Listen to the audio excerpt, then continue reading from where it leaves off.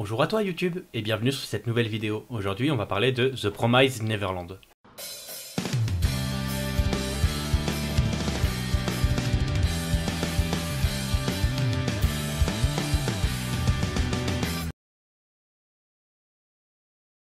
The Promised Neverland, ou Yakusoku no Neverland en japonais, est une adaptation d'un manga écrit par Shirai Kayu. Il est licencié en France chez Kaze et licencié au Japon chez Shueisha. La saison 1 comporte 12 épisodes de 22 minutes, ça a été diffusé pendant la saison hiver 2019 et la saison 2 est annoncée pour 2020. C'est un shonen d'aventure type horreur, le studio d'animation est le studio Cloverworks et il est diffusé en France chez Wakanim.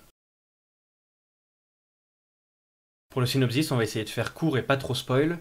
On raconte l'histoire de plusieurs enfants qui sont dans un orphelinat, et notamment de Emma, Norman et Ray, qui sont les trois enfants les plus intelligents de l'orphelinat. Ils vivent dans l'orphelinat comme n'importe quel enfant dans un orphelinat, ils considèrent tout le monde comme une grande famille, et ils sont élevés sous la gouvernance d'une femme qui se fait appeler maman. Sauf qu'à un moment, il va se passer quelque chose qui va faire que ils vont prendre vraiment conscience de la réalité, et c'est là que tout commence. Pour mon avis perso, avant toute chose, je vous conseille de ne vous renseigner en rien sur l'anime ou sur le manga si vous n'avez pas lu le manga, et de profiter de l'épisode 1 qui est vraiment exceptionnel, j'ai trouvé personnellement, quand on ne sait pas ce qui va se passer. Je pense que l'épisode 1 est mon épisode préféré de tout l'anime. L'animation est très belle, l'ambiance sonore est très cool, l'ambiance narrative nous met vraiment à fond dans l'anime. Il joue aussi énormément sur les cliffhangers en fin de chaque épisode, ce qui peut être un plus ou un moins selon les personnes, comment ils réagissent au cliffhanger, si ça les énerve, si ça les frustre, si ça les hype pour la suite, etc. Il y a des épisodes qui sont incroyables et il y a des épisodes qui sont un petit peu moins.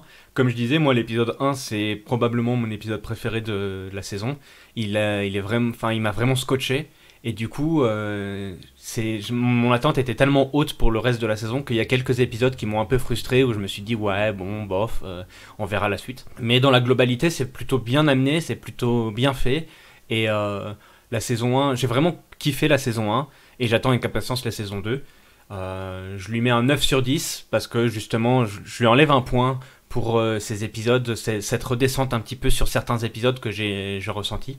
Mais globalement il est vraiment très bon et je vous le conseille fortement. Merci d'avoir regardé cette vidéo et on se dit à la semaine prochaine. Au revoir.